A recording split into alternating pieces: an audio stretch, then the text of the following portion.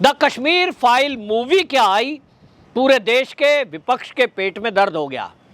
महबूबा मुफ्ती बौखलाई, क्योंकि किस्सा कश्मीर का है, किस्सा कश्मीरी विस्थापित हिंदुओं का है। द कश्मीर फाइल के जरिए देश का युवा जागा है, देश के लोग जागे हैं, देश के सनातनी जाग गए हैं। तो इसीलिए देश के विपक्षी पार्टियों के पेट में हड़कंप मचा है। उनको लगता है कि हमारे पास जवाब नहीं है। क्या जवाब देंगे कि आज 30 साल हो गया वो कश्मीरी विस्थापितों को न्याय नहीं मिला। वो क्या जवाब देंगे कि केंद्र में कांग्रेस की सरकार थी और राज्य में नेशनल कॉन्फ्रेंस की सरकार थी, और उस समय वहां पीडीपी भी पार्टी एक थी जो इस मुद्दे पर मौन रही। 30 साल तक ना तो पीडीपी ने, ना तो नेशनल कॉन्फ्रेंस ने, ना कांग्रेस ने, किसी ने आवाज नहीं उठाई तीनों में से कि ये जो कश्मीर के विस्थापित हिंदू हैं इनको वापस बसाया जाए, इनको न्याय दिया जाए।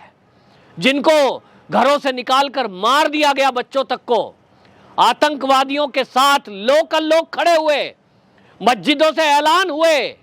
कौन थे जिन्होंने मस्जिदों से ऐलान किए कि भाग जाओ यहां से, या तो धर्म परिवर्तन कर लो या तो मरने को तैयार हो जाओ? क्या वो मस्जिद के जो मौलवी थे, जो आवाज लगा रहे थे, उनको गिरफ्तार किया गया? सरकारें आई बदली, कितनी सरकारें बदली, कभी नेशनल कॉन्फ्रेंस, कभी पीडीपी, बीजेपी तो अभी तक आई नहीं कश्मीर में। इन्हों लोगों का शासन रहा और इन्होंने कोई न्याय नहीं दिया। आज द कश्मीर फाइल मूवी से देश जाग रहा है, देश का आक्रोश पैदा हो रहा है। लोग सवाल कर रहे हैं कि केंद्र में कांग्रेस थी तो आतंकवादियों को बिठाकर और यासीन मलिक जैसे लोगों को देश का प्रधानमंत्री मनमोहन सिंह कॉफी पिला रहा था। कांग्रेस के लीडर मणिशंकर अय्यर और उनका ग्रुप किस तरह से अलगाववादी नेताओं से कश्मीर में जाके मुलाकात करता था। उनके बेस पर कश्मीर में आतंकवादियों को प्रश्रय दिया गया ताकि ये जो हिंदू विस्थापित, जिनकी संख्या लगभग 5 लाख है, ये वापस घर आने की बात ना करें, हम शासन करें। अल्पसंख्यक शून्य हो गया, भगा दिए गए और केवल एक विशेष वर्ग का वहां राज रहा। बस यही चाहते थे कि जब चाहें हम इसे पाकिस्तान में मिला दें, और अगर पाकिस्तान में नहीं मिलता तो धारा 370 और 35A के कारण यहां किसी भारतीय को एंट्री ना हो, ना नौकरी में, ना मकान में, ना दुकान में, ना खेती में। और जब मोदी जी ने यह धारा 370 हटाई तो महबूबा मुफ्ती सबसे पहले बौखलाई। आज वो महबूबा मुफ्ती भाषण देती है, सफाई दे रही है, और वो बीजेपी को घेर कर ये कह रही है कि बीजेपी हिंदू मुस्लिम कर रही है। महबूबा मुफ्ती, आप किस मुंह से ये कह रही हो कि हिंदू मुस्लिम कर रही है? कश्मीर के अंदर आपने क्या किया? आपने तो मुस्लिम मुस्लिम किया, हिंदू तो वहां जोड़ा ही नहीं। जो महबूबा मुफ्ती आप हैं, आप और आपके साथी, मैं साथी इसलिए कह रहा हूं, दोनों फ्रेंडली मैच खेलते हैं। इस बार तुम आ जाओ, अगली बार हम आ जाते हैं। जनता को बेवकूफ बनाओ, देश को बेवकूफ बनाओ। तो फारूक अब्दुल्ला हो या आपकी पार्टी हो, दोनों क्या करते रहे? मुस्लिम मुस्लिम, हिंदू मुस्लिम नहीं करा। ठीक है, बीजेपी हिंदू मुस्लिम करती है तो सबका साथ, सबका विकास, सबका विश्वास करती है। आज जब से 2014 से मोदी जी केंद्र सरकार में आए हैं, और जिसको तुम सबसे ज्यादा कट्टर हिंदूवादी कहते हो, उत्तर प्रदेश के मुख्यमंत्री योगी आदित्यनाथ, योजना उठा के देख लीजिए।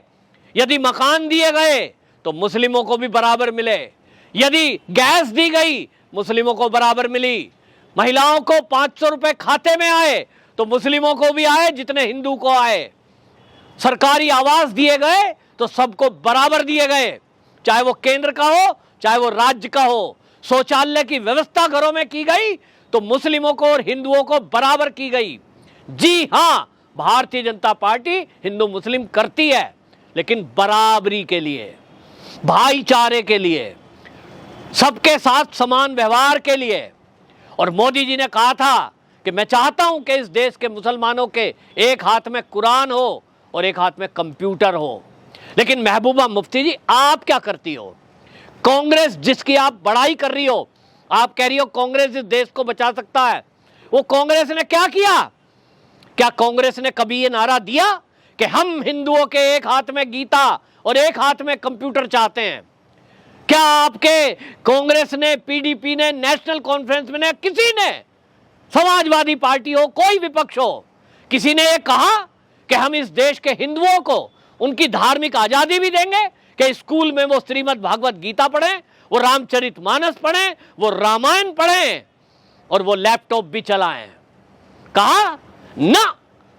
आपने केवल और केवल बात की तो अल्पसंख्यकों की, और आज वो अल्पसंख्यक जो इस देश में कई जगह तो बहुसंख्यक हो गया है, जैसे कि कश्मीर बहुसंख्यक है लेकिन अल्पसंख्यक कहकर उनके लिए करोड़ों अरबों रुपए का बजट मेरे जैसे टैक्स पेयर के तनख्वाह से काट कर पैसे वो टैक्स के उन पर खर्च किए गए, और फिर आतंकवादियों के साथ मिलकर उन लोगों ने पत्थर बजाए सेना पर।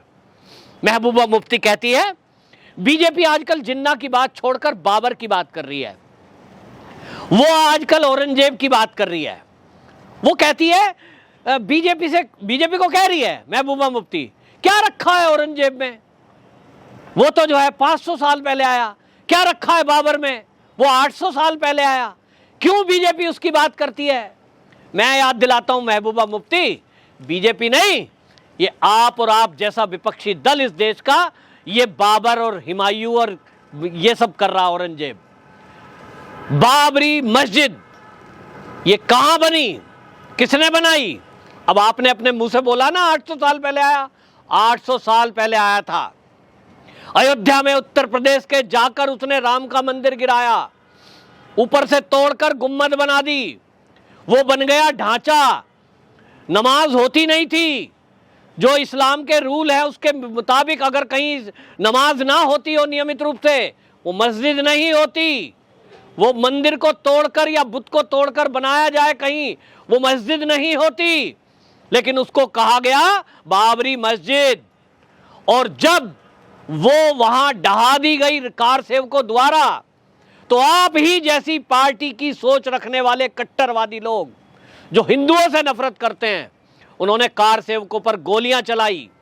और उसके बाद आज आप देख लीजिए आज उस बात को कि वो जो बाबरी ढांचे का विध्वंस था, आज जब से वो विध्वंस हुआ है, ये कांग्रेस, ये समाजवादी, ये आप जैसे लोग हर साल उस बाबर को याद करते थे कि नहीं?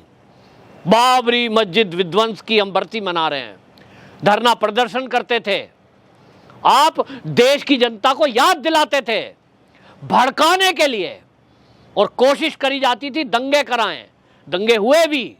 हर साल बाबरी मस्जिद विध्वंस की हम बरसी मना रहे हैं। कौन बाबर को याद करता था? बीजेपी करती थी कि हमने बाबरी मस्जिद ढहा दी, बाबरी ढांचा कहे उसे, मस्जिद नहीं थी वो, बाबरी ढांचा ढहा दिया, हम उसकी बरसी मना रहे हैं, शौर्य दिवस मनाते थे। कभी आपने कहा कि बहुत अच्छा हुआ, इससे हमारा क्या लेना देना, बाबर से, औरंगजेब से हमारा क्या लेना देना, मिट गया कलंक? नहीं, आपने तो हर साल उसे याद दिलाया। और आज जब चुनाव आ गए हैं कश्मीर में, आज आपको लग रहा है कि आपके नीचे से धरती निकलती जा रही है।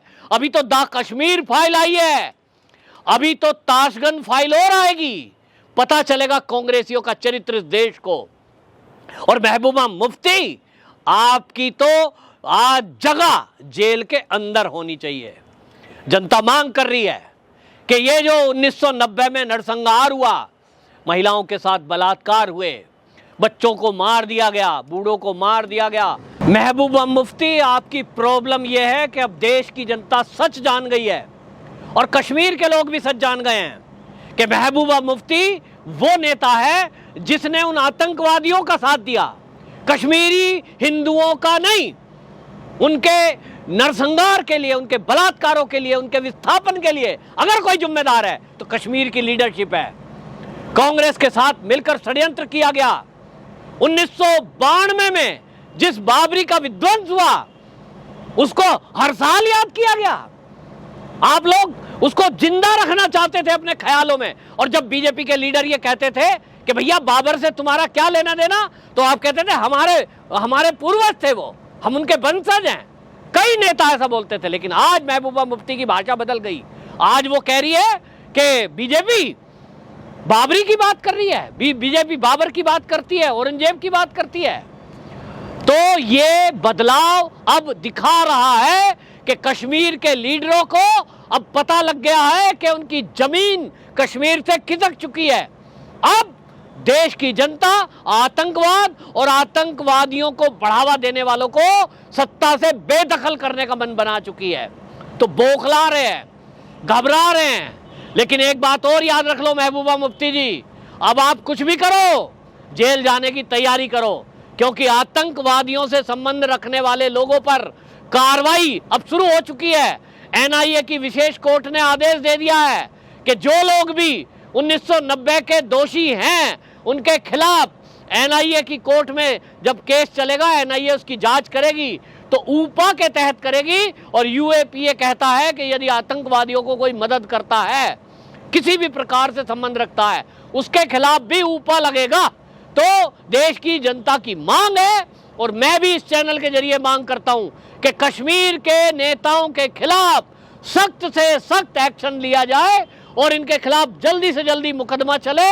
ये दोषी हैं कश्मीरी हिंदू विस्थापितों के, महिलाओं के बलात्कारों के, उनके घर जलाने वालों के, ये दोषी हैं। इनको जेल में डाला जाए। इनके चुनाव में आना ही नहीं चाहिए। जब तक ये जेल में नहीं जाएंगे, जब तक कश्मीरी हिंदू विस्थापितों के साथ न्याय नहीं होगा। वंदे मातरम।